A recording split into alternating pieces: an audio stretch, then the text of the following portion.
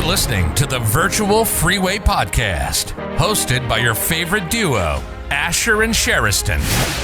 Your source for knowledge, tips, and interviews of people around the world taking on flexible work in growing digital space. We hope this podcast helps put you on the path to doing something special and empowers you toward your entrepreneurial spirit. Let's get the journey started.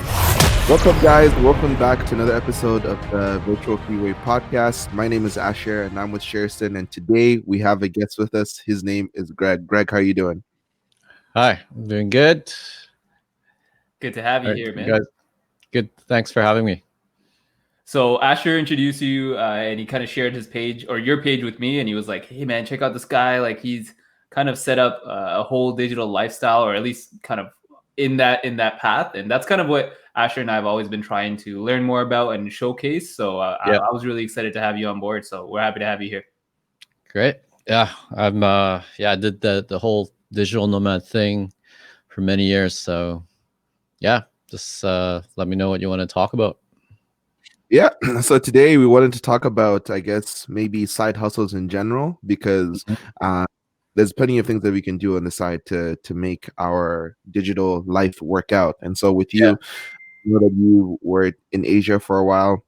Yeah. You've done a lot of vlogging. You've done a lot of stock footage. So I kind of wanted to talk a little bit about all of that. But first, before we dive into those topics, I want to kind of get maybe the reason why you decided to take on that lifestyle in the first place, because you're from Canada. You're from BC, right? Yeah, Vancouver. Spent most of my time. Actually born in South Africa, but moved around a bit. But I guess we'll start the story from Vancouver. So I was actually in a corporate IT job and went through university, did my MBA. And by the time I finished, I was inspired to start my own company. So the long story short is I ended up selling my place, ended up getting an SLR Canon camera at the time. And YouTube was around. So I was posting videos and, I wasn't quite sure what to do. There wasn't much YouTubers back then. And Vancouver is such an expensive city. And I started traveling. I tried to launch a travel business in Vancouver. That didn't work out. And I said, screw it. I want to go traveling. And I had GoPro Hero 2, this Canon SLR, started shooting video in places like Turks and Caicos. And I went to Asia for the first time as an adult, and I loved it. And actually went back to work for a company in Vancouver for another year to save up again. And I realized how hard it is after you had that taste of freedom. So I had 1 year to try to figure things out. And by the time that year was up, I decided I wanted to do a working holiday in Taiwan, try to learn Mandarin Chinese and try to figure this video business thing. And while I was there, I discovered stock footage, and I actually met a Vancouver programmer in Taiwan, and he introduced me to what digital nomad, the term was, and that led me down a whole rabbit hole, and the whole Thailand lifestyle, and then there's a whole other chapter that once you go to Chiang Mai, Thailand, meeting other like-minded people trying to do similar things that have read Tim Ferriss' The 4 Hour Work Week. And that really kind of was a whole nother chapter in itself. But I'd say being in Vancouver, Canada, it's just if I'd stayed here, I'd probably just end up going back to a job. The culture and the environment is just not here. Yeah, that's a how can I say, a very interesting story, because I've kind of lived that life a little bit. Yeah. I'm somebody I came to South Korea for the first time in 2018, and I did the 1 year teaching in the public school system. And then from there, I said, okay, my year's done. Let me go back to Canada, because I didn't think I was going to be a teacher for the rest of my life. Spent a year, went back into the accounting world. And then I was kind of like, oh my God, like this is like, I can't believe the difference in like lifestyle compared to what it was like in South Korea versus what it's like back in the corporate world. And Yeah. I went to school for accounting and stuff, and I fell back into that life. And I just, something kept on telling me, not like you said, that because I had that taste of freedom, I'm like, I can't continue to do this right now. So I decided to come back. So I Nice. came back in August. Yeah, I came back in August of 2020. So I've been here for the last 5 months. So I totally relate to what you're talking about. And I kind of want to talk a little bit about, I guess, when you're in Taiwan with regards to the working holiday, because one thing that a lot of people don't know about is this working holiday visa Yeah. that you can apply for. So there's plenty of countries that Canada allows you to apply to. I think there's like South Korea, Japan, Taiwan, and a bunch of European Australia, countries as well. France. Yep. Australia, exactly. So could you kind of just explain what a working holiday is, how long they last for, and then how, I guess, you went through that application process? Well, the working holiday, I think it's usually a year, and it depends on which passport you have. But yeah, I remember looking at Australia, New Zealand, and there's a certain age requirement, and unfortunately, I was 35 at the time, and Taiwan's cutoff was 35, and it basically gives you like a free pass to do whatever you want as long as you can cover yourself. And there's a lot of different requirements, but I'd say applying for Taiwan was actually pretty straightforward. You have to do some health checkups and go through it, just give them a lot of information. But once you're actually there, what I found was I actually taught English in Taiwan as well and tried to find some local work. The local companies actually don't know what a working holiday visa is. So it's a program that not a lot of people do know about, and I think it's a great way, especially for digital nomads, because I spent time in Thailand with the digital nomads and the foreigners, and they're always trying to find what's that visa that can let me stay longer. And working holiday visas are a great way to give you that time to sort things out, whether it's studying or teaching English or doing something online. And now there's a golden visa in Taiwan I'm kind of got my eyes on. That's a whole nother thing. But yeah, working holiday visas I think are underrated. And if you're 30 or under, it's a great opportunity to stay in another country, get a taste of what it's like. Canadian passports are, I think they're in the top 10. They're one of the better passports, but you don't get to flex it unless you leave Canada, right? That's a really good point. I think the common individual here, like everyone loves travel, but we don't really understand the power of the passport. I used to ask when I was younger, I was like, what is the point of this? I don't understand. Like, it's just a book that lets me go to places, but you don't really understand the power of that. So I like that you pointed that out. Yeah. The Canadian passport gives you a lot of freedom. Pre-COVID, things are a lot different now. So after you said you're in South Korea, are you in Seoul or Busan? I'm near Seoul, so there's a city called Sejong. I don't know if you've heard of it before, but it's they're planning to make it the new capital city of South Korea, because primarily right now most of the population is concentrated in Busan and Seoul. So I think they're trying to bring more attention to the central part of the country. So I'm currently living here, not by choice, just because I found myself here. Like the job placed me here. So, but yeah, so far so good. It's a developed city, and they're doing construction, and hopefully in the future it's going to be much better than it is today. Because it's kind of boring over here, to be honest. Seoul's much better. Yeah, I've been to Seoul, Busan. I loved it. Awesome. Yeah, it's a beautiful, beautiful country. So the next thing I kind of wanted to talk about was, I guess, how your vlogging and YouTube channel experience has gone, because with regards to what we're trying to do here, we set up this podcast called the Virtual Freeway Podcast. We are people that believe that there's a force, or there's a movement towards a digital lifestyle, not just in terms of people trying to be digital nomads, or people trying to make money online, even corporate roles, like as you can see because of this COVID, the pandemic that we're currently in. A lot of Yeah. people transitioning from working from home and that lifestyle of kind of like working remotely, right? So YouTube is one of those avenues in which people can try and make, a name for themselves, or a kind of part-time living, I should say. Yeah. So I guess, how's your experience been with the YouTube world? Well, YouTube. I started my channel in 2011, but I didn't know what I was doing. I was trying to create these blockbuster video hits, which would take a lot of time, and I post them on there, and I didn't get a million views, so it was a bit discouraging. And I kept posting videos of Asia, like after I came back from my trip, and actually while I was in Taiwan, that got me the opportunity. A company in Singapore called Motion Elements. They said, "Hey, you got a lot of great videos in Asia. Can you organize them? Give us the keywords in a spreadsheet and ship us a hard drive." And they gave me $500, and I said, "Oh, okay. I can. Why can't I do this on my own? Right? There's other agencies like Pond5 and Shutterstock."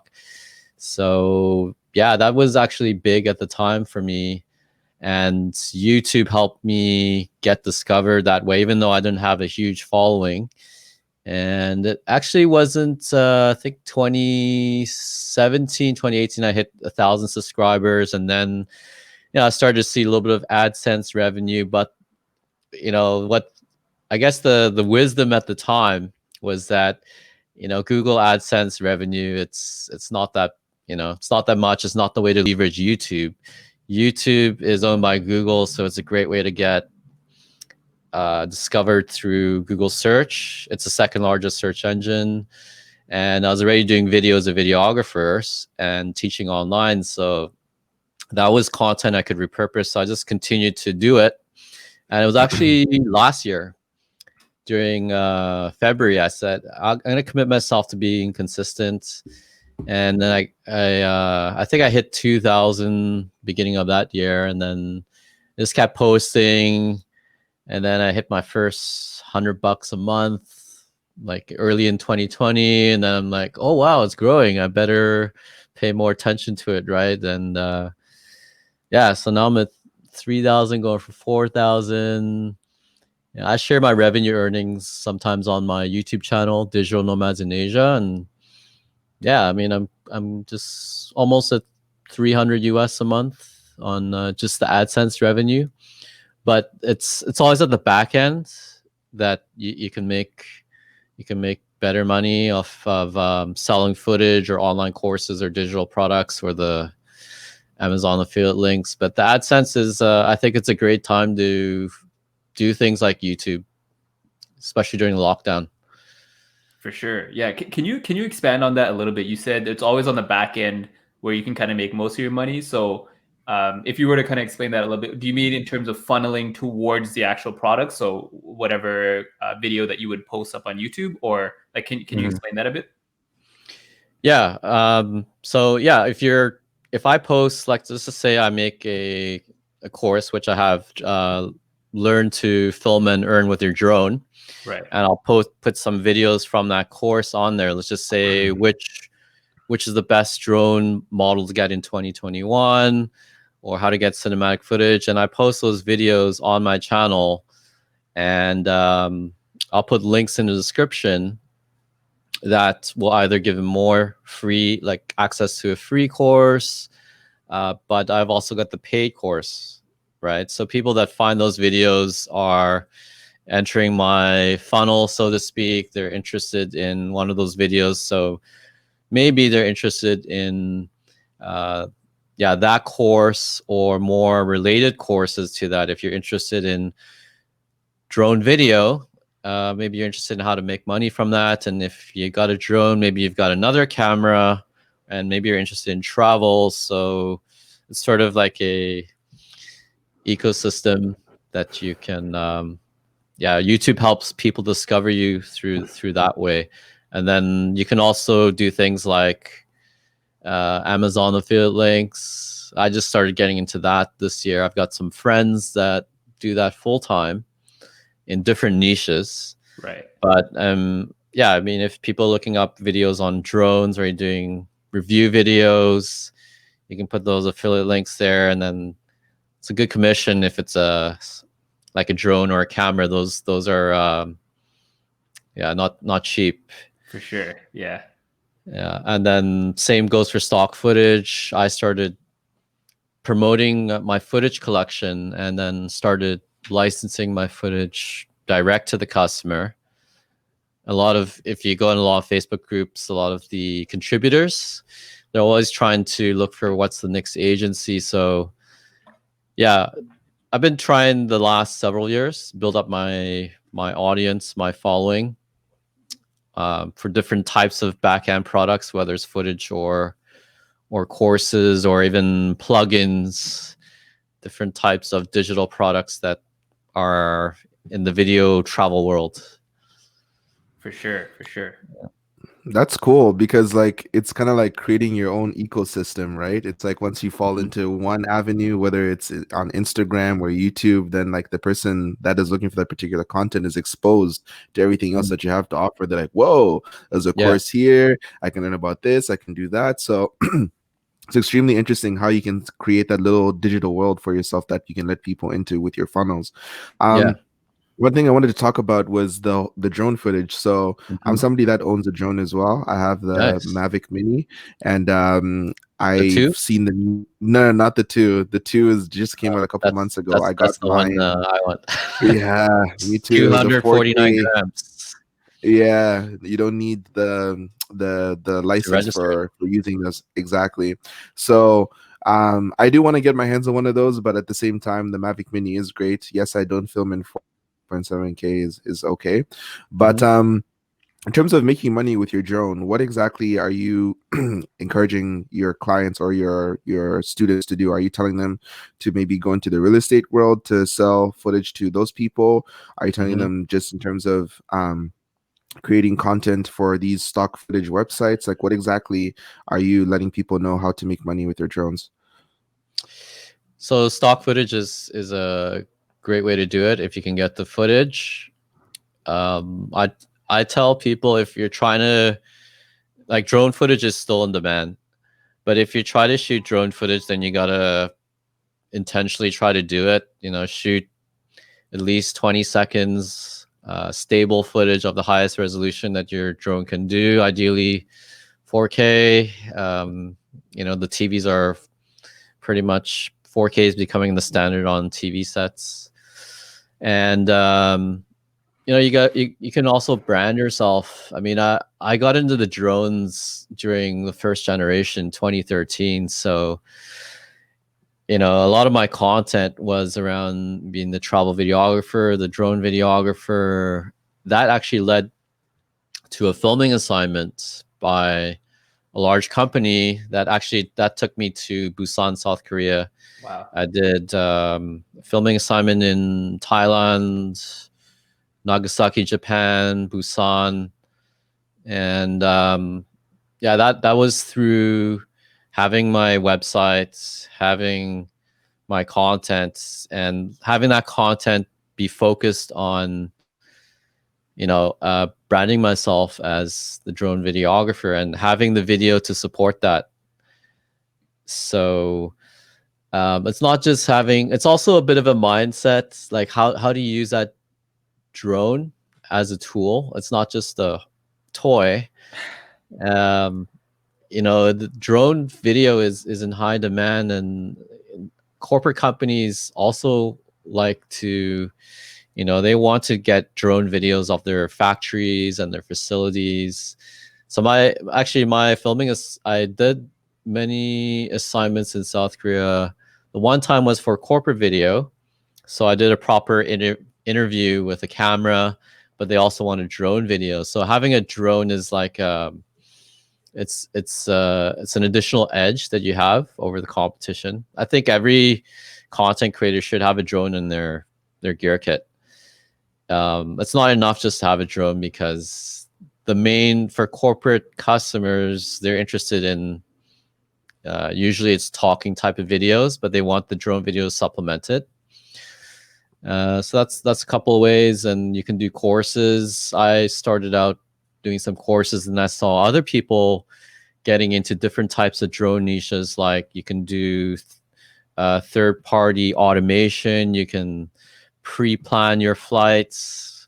Like it's really next level stuff. And then there's other applications of drones, like the drone farming, and so I think you can take those skills from the drone and they're transferable. Yeah, I think you just got to put yourself out there, put your content, and it'll lead to opportunities. For sure.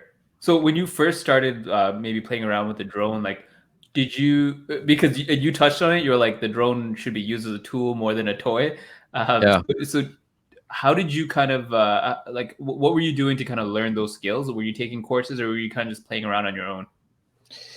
I was playing around. There was not that many courses at that time. I mean, DJI released their first model Phantom 1 in 2013, and the only guy with a video on there was I forget his name. He was working for them at the time, Right. and they had no app, so there was a lot of close calls. I've got some stories. Just trying to get a lot of practice and flight time. And being in places like Bali or Thailand where there's not a lot of buildings, I mean, that's a great way to practice. And yeah, I've flown a lot, so I got my hours in and learned all the DJI hasn't really changed their software too much. They change their products every couple years, right? But once you get to know how to use their app and different modes of flying, it's not too much different between models. For sure. That's pretty cool. Just a couple more questions, and I think we'll be done here. In terms of where are you currently? Are you in Canada at the moment, or? Yeah, I'm in Vancouver at the moment. Like to be in Malaysia or Thailand right now, but what are we all, man? current? Yeah, you're lucky. You're in South Korea at least. Yeah, if I were you, I would be taking advantage of your location, filming lots of content with your drone. Yeah, that's what I'm trying to do, because there are some areas of South Korea that don't have a lot of drone footage covered. So I'm trying my best. That we had a little bit of a COVID outbreak that happened. So everybody was freaking out and discouraging people from traveling. When I say a little outbreak, it's like 1,000 cases a day, which everybody's like, oh man, that's nothing, right? So it's just that here, like, they're very particular, like, or very worried whenever there's a little spike in cases. So now we're down to about 300 and something. So people are getting a little more free again. So it'll be a little bit, I have an opportunity now to kind of travel around the country a little bit and get some drone footage. Because like you said, I don't think this market has been heavily covered in terms of drone footage, but there's also English content is not too much in South Korea. Do you film with a mirrorless or SLR camera, by the way? No, currently all I have is just my GoPro and my Mavic Mini. That's all that I've been using so far. So I'd like to upgrade my camera setup. Okay, I get asked a lot by people wanting to do videos in South Korea. Yeah, but the language barrier is an issue.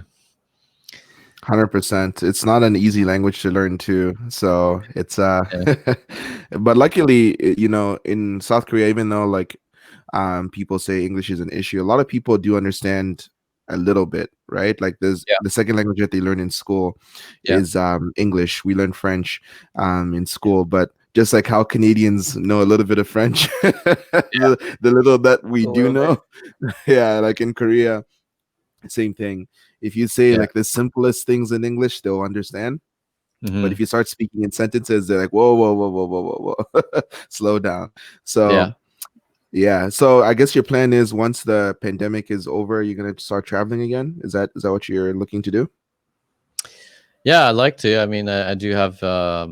I'm in a long distance relationship now with someone in Malaysia. So if that's still there, I'm gonna try to get there. In the past, when the borders were open, we would do visa runs. Not sure if you're familiar with visa runs. No.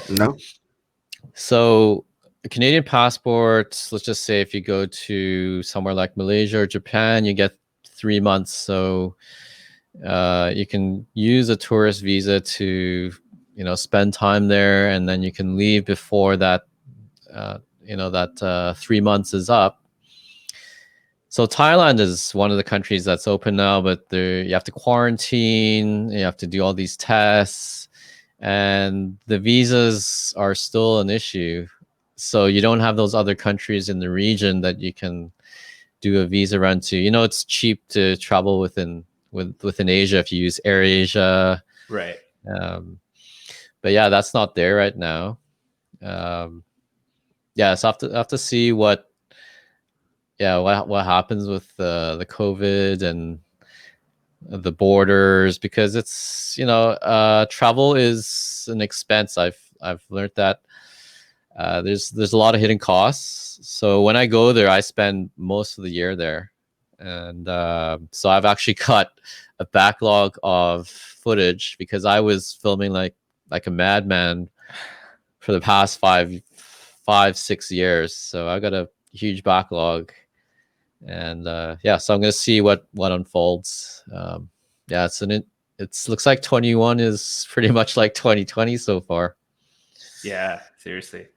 So I wanted to one thing I wanted to get from you was, you mentioned that when you first started, you didn't really have a lot of people that you can look at. Obviously, YouTube wasn't the YouTube that we know today. Drone footage wasn't as common as it was.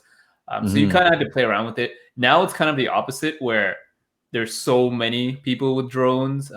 Obviously, it's still growing. They're still expensive, but there's still a growing population of people playing around with that.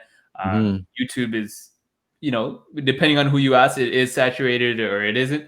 But so to someone trying to start off in this niche now, who wants to create a digital presence, whether in the stock footage or video space, or just recording and getting into that field, what would you recommend in terms of establishing yourself, creating a brand? What are the steps that you would suggest to people who are starting out today? I think you need to diversify your time and energy, and I think it's great if you have the ability to create content in different forms. This is good, audio and video in front of the computer. Having a drone, that's a whole different thing, and having like a camera you can vlog or film professional stuff with, an A cam, and put content out there. And you have to look at each person is in their own situation. Asher's in South Korea, which is, I don't think there's too many people that speak English with your skill set. So there's something you could take advantage of there. I know this Swedish guy in Taiwan, so he speaks almost fluent Mandarin. He wasn't a YouTuber while I was there, and then I left in 2015. Now I look at his channel, I think he's got like 70,000 subscribers. He's a YouTuber now, full time. And so he's taking advantage of the fact that he's blonde guy, blue eyes, from Sweden, that speaks English and Mandarin, and he's a YouTuber. So he's just traveling around creating vlogs. So yeah, I'd say put content out there that you're passionate about, and see what sticks, see what is gaining momentum for you. But I think the days of just relying on one type of thing like stock footage, because it is so saturated, because the information is out there, right? You can't do that. I still think there's gaps, there's opportunities. You just have to be quick to recognize it, and if it's not, you have to pivot and change quickly. I think that's what we're looking at, going forward. But I still think it's early days in some areas, like the live streaming, the Twitch, and all that stuff, TikTok. Yeah, but you don't want to spread yourself too thin. So Right. That's my issue. Like I love so many different things that I find it hard just to focus on one thing. Yeah, it's hard. There's so many platforms out now, and you want to have a presence everywhere, but it is tough. So I empathize with that. Yeah, Yeah. same here. Even LinkedIn, people say like, LinkedIn's also another platform, but it's just like, man, LinkedIn's a whole nother ball game. It's like, yeah, I don't know. Have you tried LinkedIn, Greg? Or Yeah, I went to Gary V. You know Gary Vanderchuck. Yep. yeah, Gary V. He came to Malaysia last year or 2019, and I went there. I'm like listening to hear what's Gary's wisdom this time, and the only thing that I got out of it was LinkedIn, posts on LinkedIn and TikTok. So yeah, when I post my YouTube videos, I'm posting to LinkedIn now, and yeah, trying to look at when they're going to open live streaming on LinkedIn. And Linda, the online platform, they're owned by LinkedIn. So Right. if you can get accepted as an online teacher there, that'd be great. But yeah, I'm posting to LinkedIn as well. Yeah. Pinterest. Do you have any footage from this Gary V conference in your backlog? Yeah, it's in my. I posted the highlights of the video. If you search Kuala Lumpur Gary V, I think I just got some highlights. But I missed. I gotta check this out. yeah, I definitely have to check that out because we're big Gary V fans too. So it's nice that you got a chance to go to one of his live events. yeah, actually, he came to Vancouver a long time ago. I'm not sure if you heard of Neil Patel. Yeah.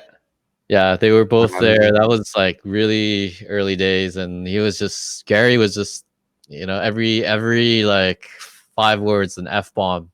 Yeah. Yeah, yeah, he's Yeah. got a loyal following, just like Tim Ferriss does. But I think you got to look at what works for you. Take a little bit of wisdom from everyone and see what works. For sure. Man, thank you very much, Greg, for your time. I don't know if Sherston has any last things that you wanted to say, or Greg, if you had anything else that you wanted. But that's pretty much it for me. Yeah, can I plug my my drone course? 100%. Yeah. Let Plug us. whatever you want, anything you want, go for it. All right, learn to film and earn with your drone. That's it's on Udemy, or I got my content creator academy at phantom3.teachable.com.